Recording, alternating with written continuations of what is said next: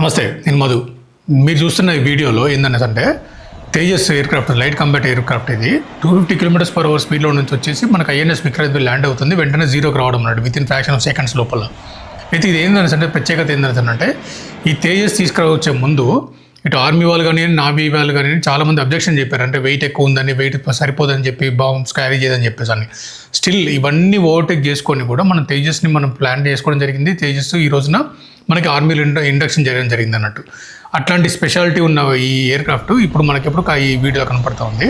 రానున్న కాలంలో ఈ తేజస్ వల్లనే మనము కాస్త డామినెంట్ ఎయిర్ డామినెన్స్ అనేది చూపిస్తామని చెప్పేసి అనిపిస్తూ ఉంది. ఈ తేజస్ ఫ్లైట్ అన్నది ఖచ్చితంగా పాకిస్తాన్కి మాత్రం కలవర పెడుతుంది. ఎందుకంటే ఇది ఎల్సీవీ వెహికల్, ఎందుకంటే లైట్ కంబాట్ వెహికల్ కాబట్టి దీన్ని స్టెల్త్ మోడ్ ఉంటుంది, తర్వాత సౌండ్ తక్కువ ఉంటుంది.